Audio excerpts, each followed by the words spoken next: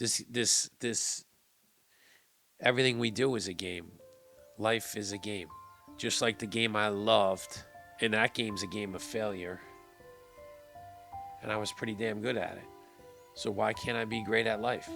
I know for me, the best version of me and what I'm giving to my kids now is having faith and being sober. Welcome to another episode of Kaizen Cast. Small steps, big changes. Everyone knows our motto. It's continuous growth and improvement, trying to get better each day, looking to help others. Truthfully, that's what, we want to go after. And also, being gracious and saying thank you. The other day on Instagram and TikTok, the platforms, I said something very quickly about, you know what? It's okay to just say thank you to people. Because a lot of times we're not thankful. We just assume.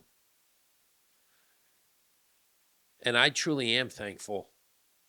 And I want to thank everybody. I want to thank my family, my wife, my kids, everybody that works on my podcast, Ethan, Diane, my wife. Thank you. Thank you, all of you, for allowing me to do this. Thank you to all my listeners. Even my family members that do listen. I appreciate that. I get texts from people all the time. I love your podcast. It's getting better. Keep going. Never in a million years did I ever think I would be doing something like this. But truth be told, it honestly helps me.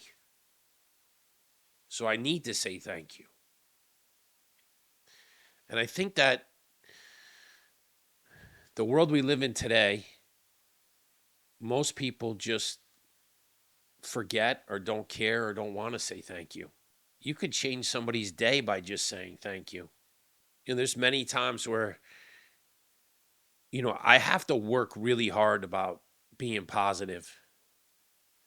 And I say this to my kids all the time. It's a lot harder to be positive every single day in the world we live in today than it is to not get caught up in the shitty negative place that a lot of people live. A lot of people want to live in woe is me, drown yourself in your sorrows, which again, that leads into the whole, you know, self medicate, alcohol, pills, weed, because we need to escape. I haven't escaped in,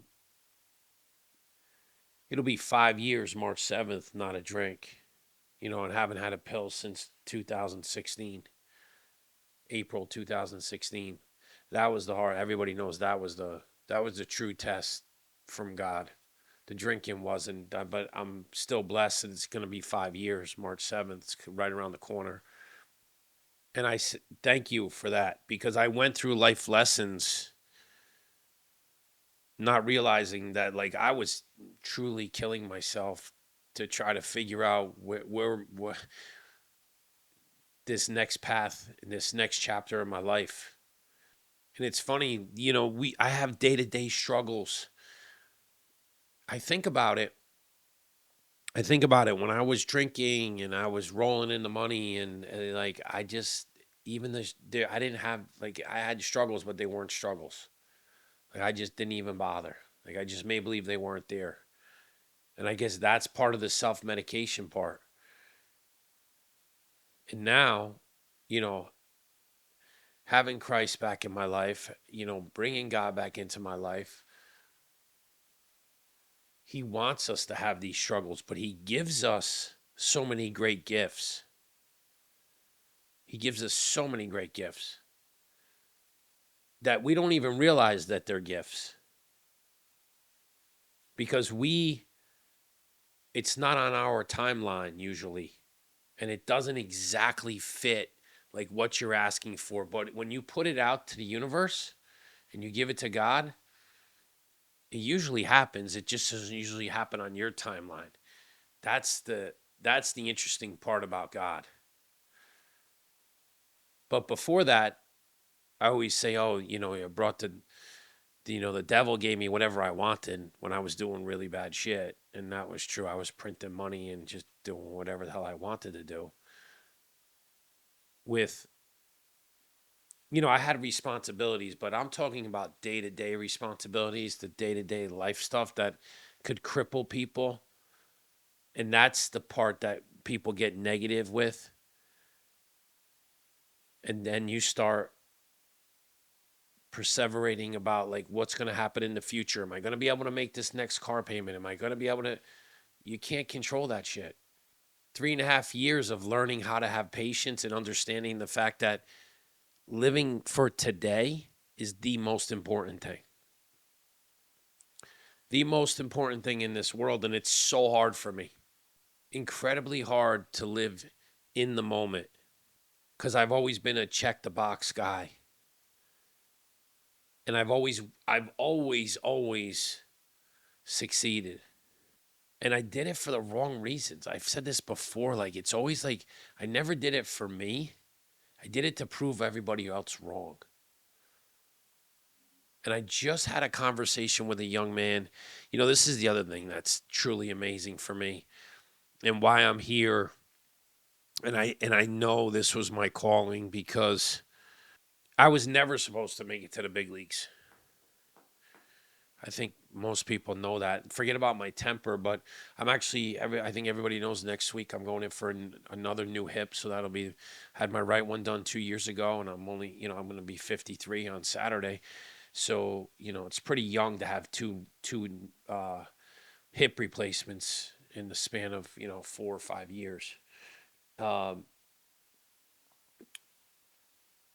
the way my hips were set, I could never get into them the proper way to hit. So I was never, that was, that was probably why I didn't hit that many home runs. Now it's funny how I'm uncovering things being sober and how God has come into my life and explained all this. And again, going all the way back to when Josh was on our show, when he said I never worshiped baseball, I loved it. I go, there's the other light bulb that I worship money and I worship baseball. Never ever worship anything except God or whatever higher power you believe in. Any other thing you worship, you may get it, but it's not going to last that long. And you probably won't get there because you're not supposed to worship anything. To love it, especially a game, especially a game. And this is what I was just telling a young man 2 days ago. This is what I love to do now, because all the mistakes I made as a player, as a young man, I know that I can give back to these players that are like, I mean, elite players. Guys I know that are going to get drafted. Guys I know that are playing in the ACC. Guys I know that are going to play in the SEC. I'm surrounded by baseball my whole life. And I love the game. I love watching it. I love talking about it. I love breaking down the swing. But guess what? I didn't go into it because I worship money and I chased money my whole life. Interesting how God works. And I said this a long time ago that I would never have my kids play baseball because I hated the game that much. I never hated the game. I hated myself. That's what it was. People don't realize when you self-medicate and you talk negatively, you got deeper issues because you're just escaping. Nobody wants to talk about that. Why doesn't our society ever want to talk about that? Why don't doctors ever want to find a solution? Why do they want to always put a band-aid on at things? I know one reason why, because of money. But why don't we ever dig deeper for people that are hurting and really find out what the root cause of the problem is? So many people don't like to express their feelings. So many people have outbursts of anger. That was me. But we all have issues. God didn't put anybody on this earth to be perfect. God did not put anybody on this earth to be perfect. It's how we deal with these situations and these problems, and what we're focusing on. What are we really focusing on? Are we focusing on the root cause? Are we focusing on putting a band-aid on something that, okay, that's going to help you escape for, 3 or 4 hours? Why do we make it socially acceptable to say it's okay to drink before you're 21?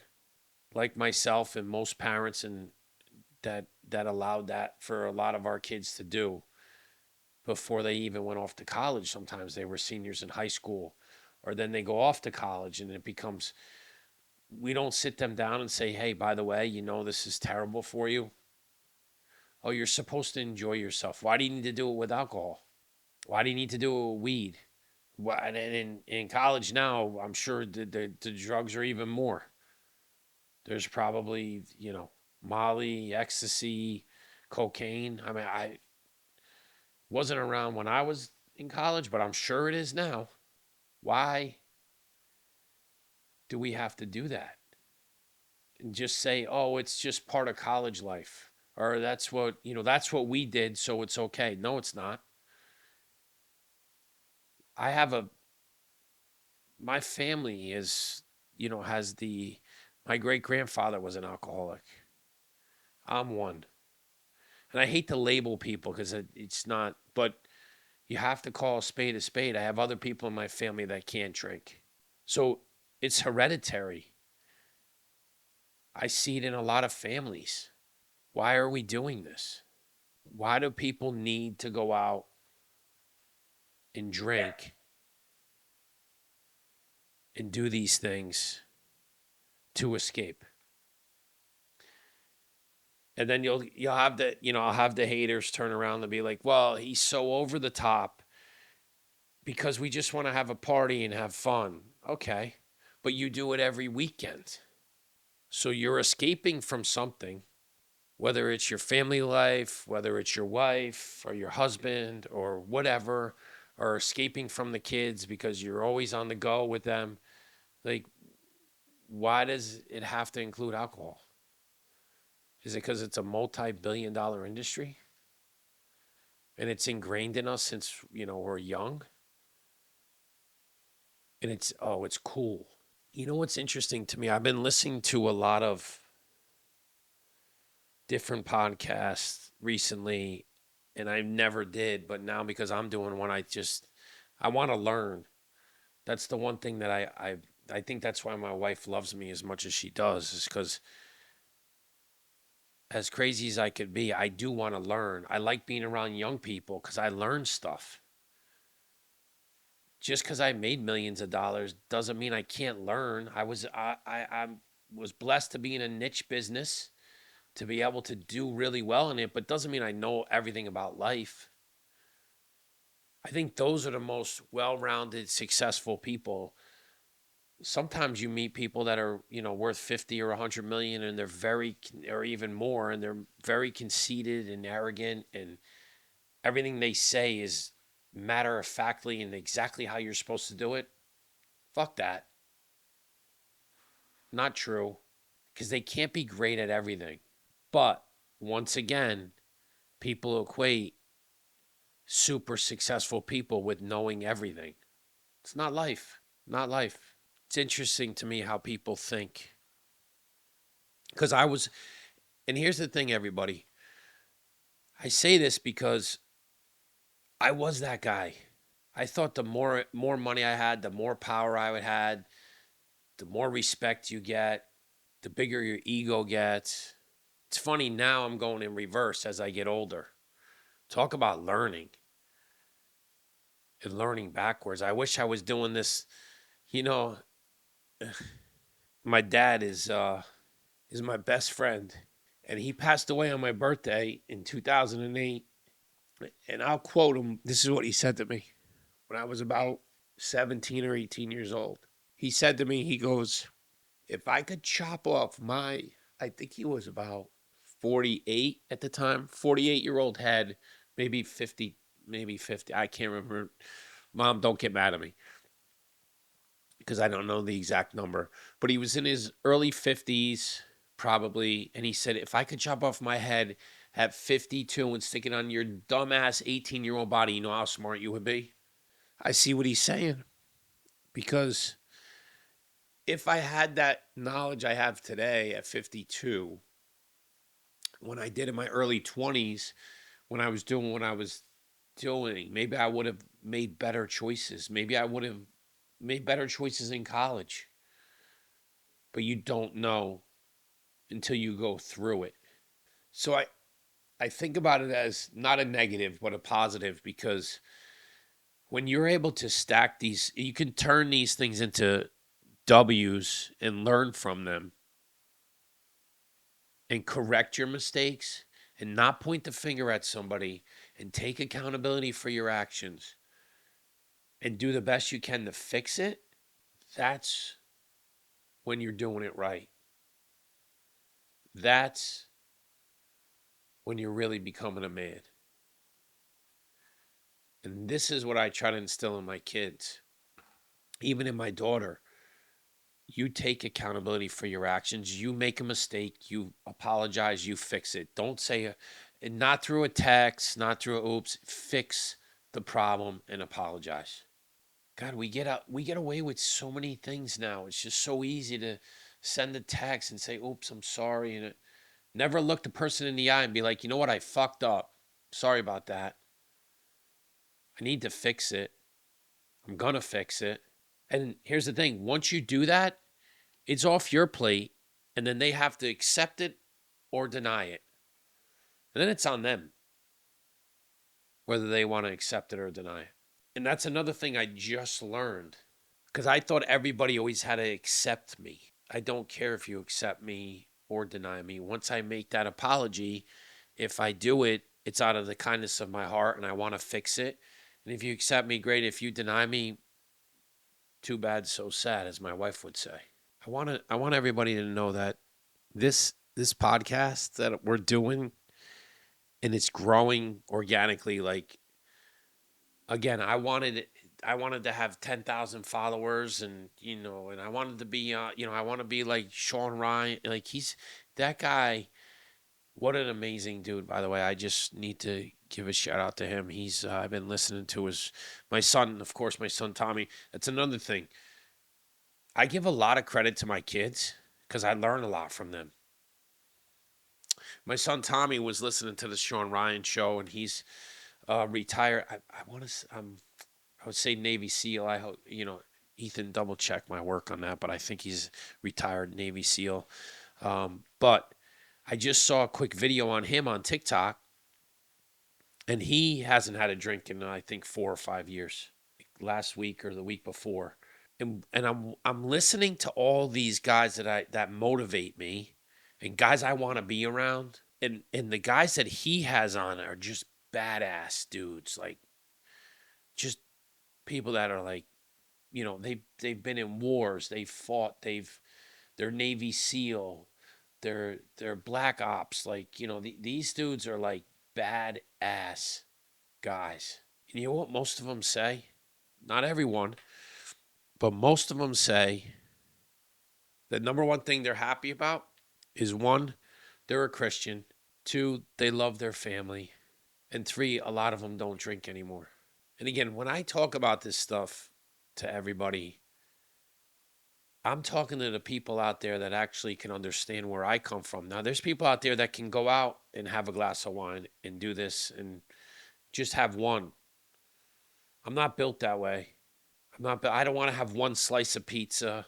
That's why I barely eat pizza, because I want to eat the whole pizza. That's why I was almost 300 pounds.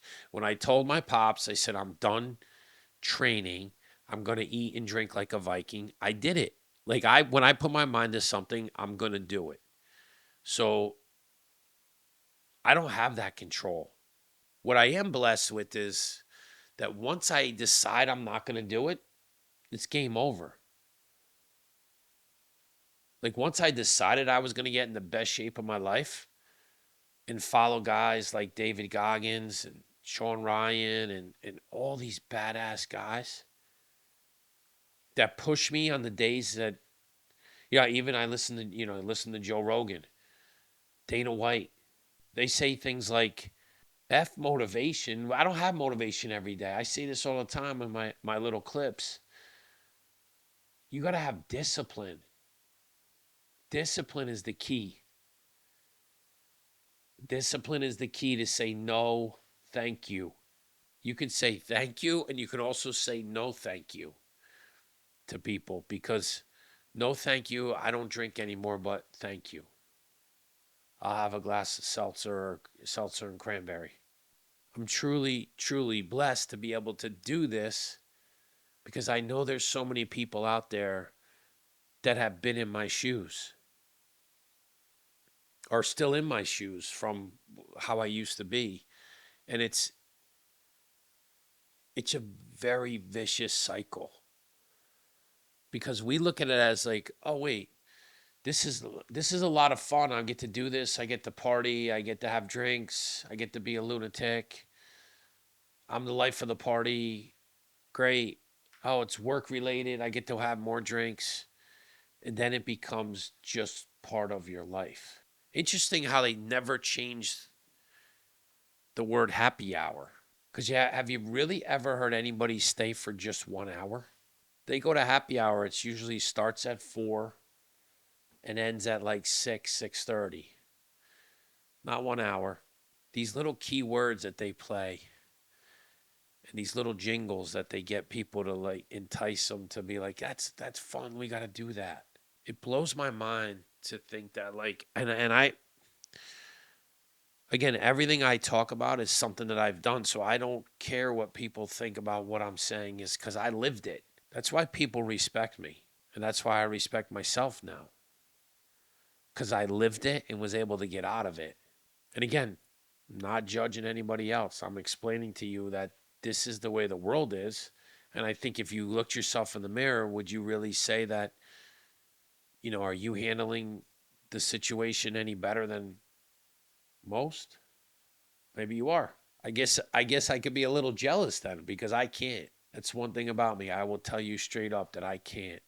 I'll share this. I don't think I've ever shared this with anybody because the one trip that I took without my wife, and it was a long time ago, um, right after COVID, I had to come back. I had to go back up to New York City to meet a few brokers, and they're really good guys. Like, I mean, it wasn't like we were going out to stay out. We literally were having dinner, and I was having dinner with my partner um, to go over business stuff. And like I've always told you, I don't lie to my wife. And I wasn't drinking at the time, but I did pour a glass of wine, and I took like 3 or 4 sips, maybe drank like half of the half a glass. And then I guess my brain was like, you're not supposed to be doing this. So that night when I got home from dinner, and I was perfectly fine. I'm 6'2", 220 pounds. It wasn't like I was tipsy or anything. I used to drink 40 vodkas in a night. But I guess it was God telling me that like you need to stop and then you need to tell your wife. And I did, and I heard silence on the other end. And then I heard a nervous voice. And then I realized that she knows better than I do that I can't have a drink. And it's okay. My life's way better without it. For me personally, again, I'm doing me, not everybody else. I'm explaining to you that I feel better. I say this all the time. I never really got hungover, but I never really slept either. And this leads me into like what else I wanted to talk about today. I was supposed to have an unbelievable guest on, Amy Edwards, who I met at our local coffee shop bakery. She's a baker and she's in a fantastic young lady, married to a great guy. And we started talking one day and I was telling her about Kaizen cast in my life. She's like, oh man. She's like, you should hear my story. Well, I'm a big believer. Listen, everybody knows my pops passed on lung cancer, and I watched him go through chemo, and I watched him lose his hair. I watched the trach go in his. I watched a lot of bad shit, and I'm not. Chemo is an unbelievable drug that's worked for a very long time. I wish that we had other alternatives that we could use, and there is some natural stuff that isn't always talked about because people don't want to go down that path or whatever. They're afraid from their diet, whatever it may be. Well, this young lady actually did that. So she was supposed to come on today, but I couldn't have her on because back to the sleep part, my wife is a firm believer and she needs it because she has a heart condition which is called SVT. And I'm going to say it and I'm going to probably butcher it, but hold on one second. It's called supraventricular tachycardia. I think I said that pretty good. SVT. And she's had it since she's been 9 years old. Her parents actually thought when she had a young age that she was like her heart. Like basically, what it does is that your heart skips, it gets off beat, but hers ends up going like 200 beats a minute, and it looks like she has an alien in her chest. And it can go off at any time, and a lot of times it's based off of being tired or stressed or a combination of both, or not. Like she needs 8 hours, like no joke. And I always worked off of three. Like so, me getting 8 hours now is like unbelievable. But if I had it like today, like we didn't sleep last night because she went into an episode.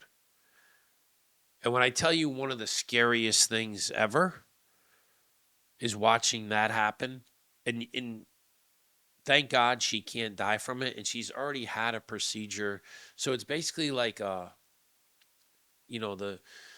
valves to your heart and the veins that go in there. It's like a circuit board, and it kind of like there's all little spots on the circuit board where they can go in there and they can kind of like clip them off so they can kind of block that little skip of the beat. And then but they don't always get it. They don't always get all of them because there's so many of them. So she went in and had it done, and it didn't really take. She doesn't have as many as she used to, but she still gets them. And last night she had one, and I'm telling you, I've never seen anything like it. And it's very, very painful. It's exhausting. She takes medicine for it, um, and it knocks her out. Like it's like she says, it feels like there's a giant gorilla on her chest, but also her neck tenses up because the pain is so hard in her upper body. So it's like she's been in a fight. And then it literally was, it happened at like 3:15, and then at like 5 a.m. it finally broke. And then I had to get up at 6:30 to get Mason to school, leave the house by 7:30 because I wanted her to stay in. And I was just like, we can't film today, like with a guest, because it wasn't going to work. And I think back, and she says this, she used to say this to me all the time. She's like, sleep is so important for everything that we do. And I'm like, I wasn't even close. Forget about what she has, which is something crazy, and we're going to have to fix that. But I wasn't even close to getting the normal 7, 8 hours a night.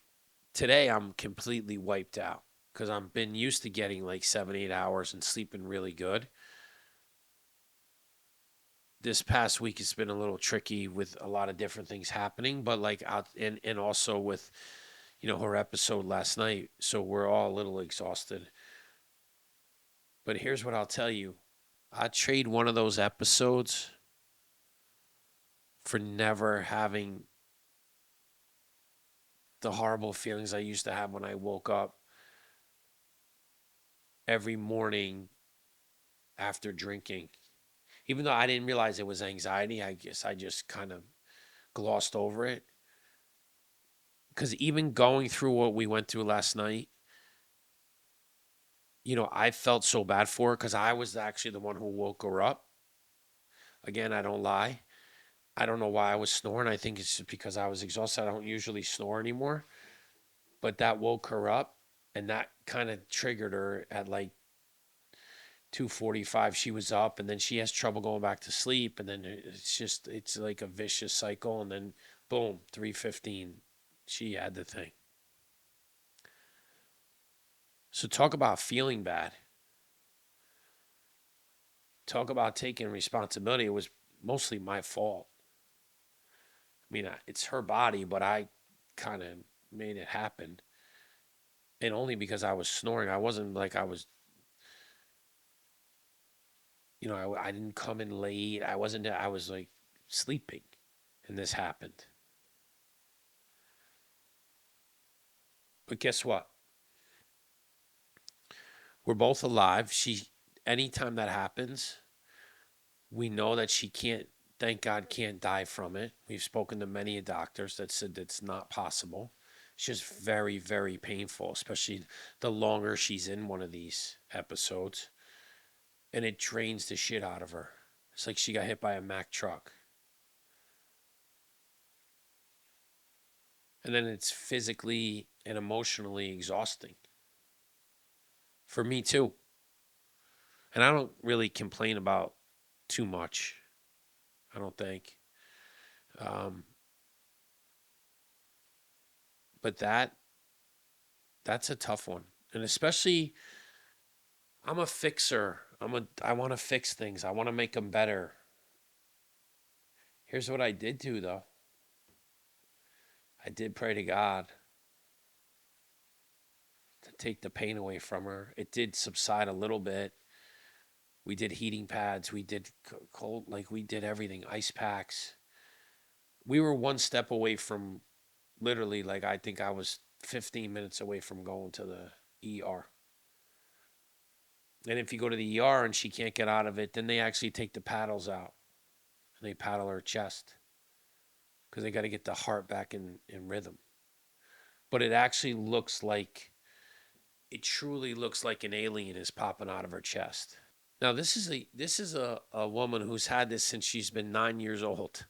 And she tells the story, don't get mad at me, babe, but she tells the story that her parents thought that she was on cocaine because her heart was beat so fast when she was younger as a teenager. She's never done a drug in her life, by the way. Not one. Congratulations to her too. She's coming up on 5 years. She's a baby warrior. Like I'm telling you, like somebody that you want by your side, that's somebody you want by your side. She didn't complain. She didn't do any of that shit. She just kind of battled through it. And I know it was painful. I watched it.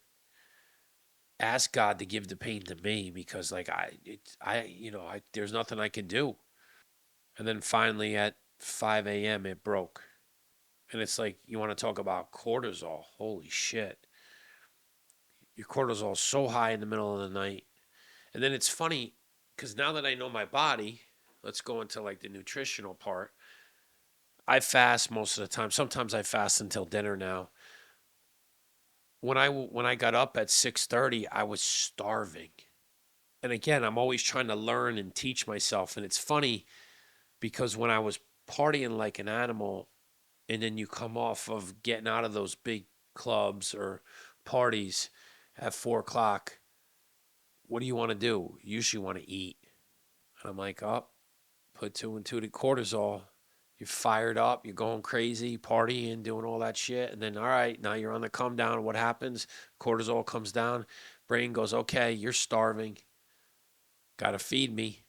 Then you go and eat like shitty food, greasy, fried food, and let it sit in your stomach to coat all the alcohol you drank. I literally thought about that all those steps this morning because I was starving. I didn't eat because I like to like now I know it's a game. This everything we do is a game. Life is a game. Just like the game I loved, and that game's a game of failure, and I was pretty damn good at it. So why can't I be great at life? I know for me, the best version of me and what I'm giving to my kids now is having faith and being sober. It's important because here's the thing. I think about it. If I was not sober last night, like I always used to say I was never really drunk. I'm sure, I was, but like I always functioned, which I thought was like I was high. I guess you want to call me a high functioning alcoholic if that's the label you want to use. But I know my outcome would have been way different. I would have been short. I would have been nervous. I wouldn't have known how to handle. I stayed as cool as a cucumber. I really didn't. There was not a lot of highs, not a lot of lows. It was just like, what can I do to help? Do you need me to call 911? Do you want to go to the ER? Then I was trying to plan in my head. Mason is fully asleep. We have the two dogs in the crate. All right, what's my plan? We got to wake up Mason. I was like going through this stuff in my head. And then just through the power of prayer, I mean, it took longer than we wanted, but our prayers were answered and it broke. And she was able to relax. She was wiped. And I was like, well, we got to keep the day going. Like, Mason's got to go to school. We got to get stuff. So it was my turn to take over. And that's what you do in a loving relationship. Pick each other up. Like I tell everybody all the time, I wear the bracelets that say I'm second and God is first. That's spiritually, but on this earth, I'm last. My wife's first, my kids, my dogs, and then me. That's how it goes. I'm not sure that I would have handled that. It's the other thing, too. I thought about this morning. I don't know if I would have handled that same situation that well without God, because He does bring that calming effect into my life. Being able to pray does mean something. I was very, very empty for a long time, for a very, very long time. And when you're young and your parents say you got to go to church and you got to listen to the like I didn't even know what he was talking about. So the last thing I wanted to hear was like I wanted to go to mass on Saturday night and listen to a priest that spoke broken English that I could barely understand talk about a sermon that I was like half falling asleep. Now, fast forward, here I am, 52, and I couldn't wait to go to church on Sunday. And boom, what's the pastor talking about? Exactly all the things that I've been going through. It's crazy how God works. It's truly incredible. He created us not to be perfect, but He put us on this earth to definitely make a difference. And I think a lot of people don't make a difference. This is why I tell my kids every day, you were put on this earth to make a difference. We're not here very long, so help others. I just want to thank everybody again. I want to thank my listeners. I want to thank the members that work on my podcast. I can't thank you guys enough for doing what you guys do. To make Ethan for making me look as good as I do. Diane for doing all the cuts and editing into the TikTok and Instagram. I thank you both. And my family, my wife that supports me doing this because we make no money off of this. But it helps me. It helps me grow as a person. So I thank I thank every one of my listeners. Thank you and God bless. And I look forward to seeing you guys next week.